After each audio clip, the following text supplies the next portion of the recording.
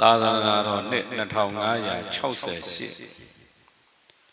ကောဇာတက္ကရာ1386ခုနှစ်ဝါဆိုလပြည့်ကျော်8ရက်မန္တလေးမြို့ဦးဝင်းမြင့်ဒေါခင်အေးဝင်းညီမဖြစ်သူဒေါခင်တန်းထေးရွှေမြင့်ကလေးပဲခွဲဆက်မိသားတစုနဲ့ရန်ကုန်မြို့ဦးတန်းလွင်တော်အေးစိန်တာကိုညီညီလွင်ကိုစောစောလွင်ကိုကြောကြောလွင်မိသားတစုတို့ပေါင်းစုပြီးတော့ဓမ္မဒါနပြုသည်ဖြင့်ဟောကြားအပ်သောအရှင်သာရိပုတ္တရာဤဘဝနှင့်ဓမ္မအပိုင်း3တရားတော်ကနေ့ရန်ကုန်မြို့ဦးတန်းလွင်တော်အေးစိန်တာကိုညီညီလွင်ကိုစောစောလွင်ကိုကြောကြောလွင်မိသားတစုတို့ကမန္တလေးသစ္စာရောက်ဒီပရိယတ္တိစာသင်တိုက်မှာပရိယတ္တိလို့အထုတ်ပြီးနေကြတဲ့သံဃာတော်ရှင်သူမြတ်တို့အားဝါတွင်ဥပုပ်နေတိုင်းအာယုံစွမ်းဆက်ကလူရန်ကြဝါတွင်လာပြီးနေတိုင်းနေစွမ်းဆက်ကလူရန်ကြမယ်ဆိုပြီးတော့သစ္စာရောက်ဒီပရိယတ္တိစာသင်တိုက်အတွက်ဝါတွင်3လဥပုပ်နေအတွက်စွန်းအလှူတော်29သိန်းဆက်ကလူရန်ကြတယ်ဒီကောင်းမှုရှင်တွေကိုဦးဇင်းကပြန်လည်ပြီးတော့အနုမောဒနာပြုသည့်အနေအချင်းဓမ္မကထာကဘာဟောမလဲမေးဦးဇင်းတို့တွေဟောနာကြီးညိုလက်စာဖြစ်တဲ့အရှင်သာရိပုတ္တရာရဲ့ဘဝနဲ့ဓမ္မအပိုင်း3ကိုဦးဇင်းတို့တွေဟောပါမယ်အပိုင်း1မှာအပိုင်း1နဲ့2မှာပေါ့လေရှင်သာရိပုတ္တရာနဲ့အရှင်မောဂလန်တို့ပါရမီဖြည့်စဉ်ကနေစပြီးတော့ဟောလာတယ်အပိုင်း1မှာတော့ပွဲကြည့်ရင်းနဲ့တဝေကတွေကြီးကျယ်ရပြီသေရရှိရင်မသေရလည်းရှိရမယ်ဆိုပြီးမသေရတရားရှာရင်နဲ့အရှင်အတ္တိနဲ့တွေ့နောက်ဆုံးတော့ဖယားထံမောက်ရောက်ပြီးယဟန်ပြုဘဝရဲ့အနှစ်သာရဟာဘာလဲအနှစ်သာရမရှိသူဟာဘာလဲဆိုပြီးဖယားဟောတဲ့တရားတွေကိုဦးဇင်းတို့တွေဒုတိယပိုင်းအနေနဲ့ဟောကြားလို့ပြီးခဲ့ပါပြီကနေ့တတိယပိုင်းအနေနဲ့ဗာပြောပြခြင်းလဲမေးလိုက်တော့မြတ်စွာဘုရားဝေဒနာပြီးဝါကတ်တော့ရှင်သာရိပုတ္တရာမှာအကျဉ်းတစ်ခုဖြစ်တယ်ဘာအကျဉ်းလဲလို့မေးလိုက်တော့ကတမေသာနဗုဒ္ဓနာဘဂဝန္ဒနာဗျမ္မစရိယနာစိရထိတိကံဟောတိဘယ်ဘုရားရှင်ရဲ့သာသနာတော်ဟာအရှိခန့်ပြီးတော့မတိတန်ဘူးလေကတမေသာနဗုဒ္ဓနာဘဂဝန္ဒနာဗျမ္မစရိယစိရထိတိကံဟောတိဘယ်ဘုရားရှင်ရဲ့သာသနာတော်ဟာအရှိခန့်ပြီးတော့တည်တတ်တယ်အရှင်သာရိပုတ္တရာမှာအဲ့ဒီအတွေးအကြံဖြစ်တယ်ဖြစ်တော့ညနေချမ်းကာလဘုရားထံမောက်ချင်းကပ်ပြီးတော့မှအဲ့ဒီအကြောင်းအရာကိုလျှောက်တယ်ကတမေသာနဗုဒ္ဓနာဘဂဝန္ဒနာဗျမ္မစရိယနာစိရထိတိကံဟောတိမြတ်စွာဘုရားဘယ်ဘုရားတွေရဲ့သာသနာတော်ဟာအရှိခန့်ပြီးတော့မတိတန်ပဲရှိပါသလဲဘုရားအဲ့ဒီကမှမြတ်စွာဘုရားရှင်ကိုရောမြတ်ကြီးကရှင်သာရိပုတ္တရာဝိပဿိတိခိဝတ္တပုဤဘုရားသုံးစုရဲ့သာသနာတော်ဟာအရှိခန့်ပြီးတော့တည်တတ်မှုမရှိဘူးကောနုခောဟောတုကောပြည့်စယောမြတ်စွာဘုရားတဲ့ကောနုခောဟောတုကောပြည့်စယောအဲ့ဒါဟာဘလို့အကြောင်းတွေကြောင့်ဒီဘုရားသုံးစုရဲ့သာသနာတော်ဟာအရှိခန့်ပြီးတော့မတိတတ်နိုင်ပါလေအဲ့မှာမြတ်စွာဘုရားကပြောတယ်ဝိဓာရေနသဝကနံဓမ္မံနဒေသေတုံကိလသုနောအဟိတုံသဝကနာဝိဓာရေနဓမ္မံဒေသေတုံသဝကရေရဲ့အပေါ်မှာသုဒ္ဓကေယဂါထာဇာတကစသည်ဖြင့်နဝင်ကတတ္တုသာသနာပေါ့အဲ့ဒီကိုကိုဘုရားရှင်များဟာအကျယ်တဝက်မဟောကြားဘူးအဲ့ဒါကြောင့်ဘုရားရှင်ရဲ့ပြိဋိဘံစံပြီးတဲ့နောက် တပိသာဝကကြီးတွေအရဟန္တပုဂ္ဂိုလ်ကြီးတွေဘုရားသာသနာမိပြီးတော့ဘုရားရှိစဉ်မှာကျင့်ကြတဲ့သာဝကကြီးတွေလည်းပြိဋိဘံစံပြီးရောသာသနာဟာကွယ်သွားတယ်ဒီလိုပြောနောက်တစ်ချက်ကဘာလဲမေးလိုက်တော့အပညတ္တသာဝကနာသိက္ခာပဒသာဝကတွေအတွက်သိက္ခာဘုဒ္ဓပညာတာလည်းမရှိဘူးသာဝကတွေအတွက်သိက္ခာဘုဒ္ဓပညာတာမရှိလို့လည်းပဲသာသနာမြန်မြန်ကွယ်သွားတာနောက်တစ်ချက်ထပ်မေးတယ်ဒါဆိုရင်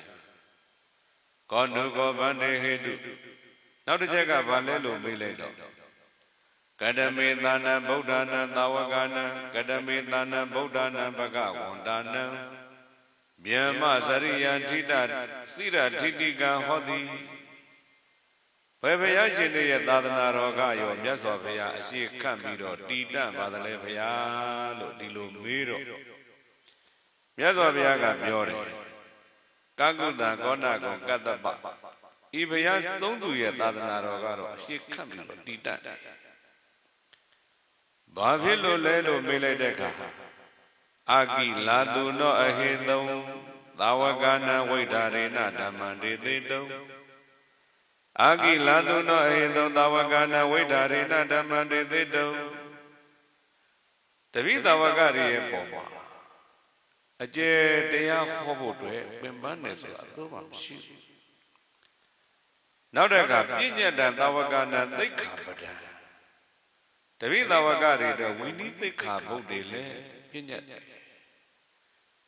ဝိနည်းသိက္ခာဘုဒ္ဓပြဉ္ညတ်တယ်ဆိုတာပါဠိမောက်နေနဲ့ပြောရင်တော့အာနာပါဠိမောက်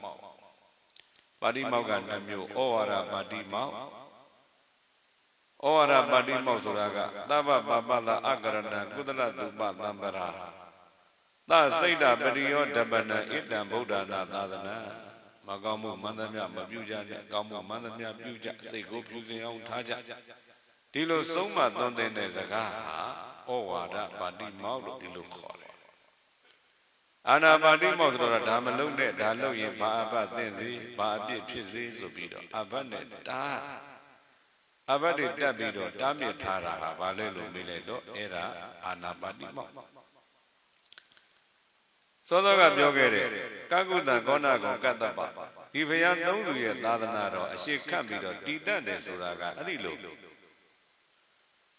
ပြဉ္ညတသာဝကနာသိက္ခာပဒသာဝကတွေအတွက်သိက္ခာဘုဒ္ဓပြဉ္ညတဲ့အတွက်တာကြောင့်အရှင်သာရိပုတ္တရာကြီးတဲ့အရှိခတ်ပြီးတော့တည်တတ်တာလို့မြတ်စွာဘုရားပြောပြအဲ့လိုပြောပြလိုက်တဲ့အခါအရှင်သာရိပုတ္တရာကြီးဘာလျှောက်တယ်လဲမေးလိုက်တော့ဧတသဘဂဝါကာလောဧတသသူကတောကာလောယံဘဂဝါသာဝကနာသိက္ခာပဒံပြဉ္ညပေယ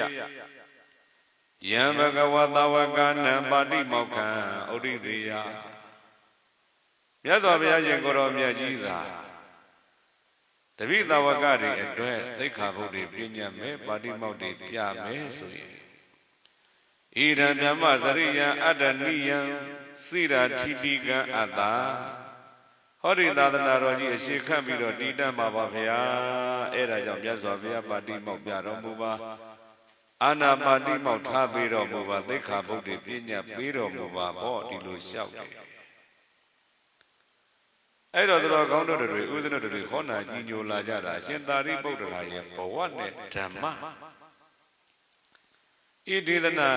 ဤအကြောင်းအရာတွေကြည်လိုက်ရှင်သာရိပုတ္တရာကြီးရဲ့သာသနာတော်မှာအရှိခတ်ပြီးတော့တည်တံ့လို့သောစိတ်ထားဘလောက်ထိအောင်သူ့ရင်ထဲမှာများပြားနေသလဲဆိုတာဒါသိစားတယ်သာသနာတော်ကိုချစ်တဲ့စိတ်ဘုရားကိုကြည်ညိုတဲ့စိတ်လောကအကျိုးကိုလိုလားတဲ့စိတ်အရှင်သာရိပုတ္တရာကြီးမှာအပြည့်အဝရှိတယ်လို့ဒီလိုနားလည်ရဣဒံမြမစရိယံအတ္တတိယံစိရထိတိကံမြတ်စွာဘုရားသာပါဠိမောက္ခဩဒိသေယပါဠိမောက်တွေပြရဣဒံမြမစရိယံအတ္တနိယံစိရထိတိကံဤသာသနာတော်ကြီးအရှိခတ်ပြီးတော့တည်တတ်မှာပါဗျာသာဝကနာသိက္ခာပဒံပြဉ္ညပေယသာဝကတွေအတွက်မြတ်စွာဘုရားရှင်ကိုယ်တော်မြတ်ကြီးသိက္ခာပုဒ်တွေပြဉ္ညမယ်ဆိုရင်ဣဒံမြမစရိယံအတ္တနိယံစိရထိတိကံဤသာသနာတော်ကြီးအရှိကံပြီးတော့တည်တတ်မှာပါဗျာ အဲ့ဒါကြောင့်မြတ်စွာဘုရားရှင်ကိုရောမြတ်ကြီးသာသနာတော်ကြီးအတွက်သိက္ခာပုဒ်တွေပြည့်ညတ်ပေးသနာတော်မူပါလို့ဒီလိုလျှောက်တယ်မြတ်စွာဘုရားရှင်ကိုရောမြတ်ကြီးကအာဂမေဟိသာရိပုတ္တအာဂမေဟိသာရိပုတ္တခြေသာသာရိပုတ္တရာစောင့်အောင်ွယ်တဲ့တထာဂတောဝတထကာလံဇာနိတတိဘုရားရှင်တို့ဟာအချိန်ကာလအဲ့ဒီအတွက်အချိန်ကာလဆိုတာကိုသိကြတယ်တဲ့အဲ့ဒါကြောင့်ခြေသာအာဂမေဟိစောင့်ပါအောင်လို့မြတ်စွာဘုရားကဒီလိုပြောအဲ့ဒါကြောင့်တရားချစ်ခင်သူတော်စင်များအရှင်သာရိပုတ္တရာရဲ့ဘဝနဲ့ဓမ္မအရှင်သာရိပုတ္တရာရဲ့စိတ်တွေသဘောထားကိုဝိသနတွေတို့နာကြားရတဲ့အခါမှာဤဒေသနာဤအချက်ကိုကြည်ချင်းအပြင်ရှင်သာရိပုတ္တရာရဲ့သာသနာတော်မှာဆောင်ရွက်ချက်တနည်းအားဖြင့်ပြောရင်သာသနာတော်မှာထားတဲ့စိတ်ထားမြင့်မြတ်တဲ့စိတ်ထားကိုဝိသနတွေနာကြားခွင့်ပဲဖြစ်ပါတယ်သိခွင့်ရခြင်းပဲဖြစ်ပါတယ်အဲဒါကြောင့်မြင့်မြတ်သောမထေရဝါရဲ့စိတ်ထားကိုကြားနာရပြီးတော့မှတရားရှိခင်သူတော်စင်တို့လည်းပဲမြင့်မြတ်တဲ့ဘဝမြင့်မြတ်တဲ့ဌာနတို့မှာပိုင်ဆိုင်ကြကုန်ပြီလေမိမိတို့ရည်မှန်းတဲ့ဘဝတည်ဟူသောထက်စခန်းတက်လှမ်းနိုင်ကြတဲ့ပုဂ္ဂိုလ်များဖြစ်ကြပါစေလို့ဆုတောင်းပေးရင်လည်းပဲဒေသနာဏိဂုံကမ္မဖုံးကြပါစို့ဤမန္တမဒေသနာဤတရားဒေသနာတော်ကိုသုတ်တော်ဝါနာကြားနာရပြီးတော့မှဒုံမေတရားကိုချစ်ခင်စိတ်ကောင်းဝင်ကြကုန်သောသင်္တော်ကောင်းပေါင်းတို့မှာဒုံမကလမ်းမနီမခရီးမကိုဝိဝုဇိတဝါရှောင်ရှားနိုင်ကြကုန်သည်ဖြစ်၍ဒုံမကလမ်းမနီမခရီးမှန်ကိုဥဆုံးဖြောင်းပြောင်းမတ်မှန်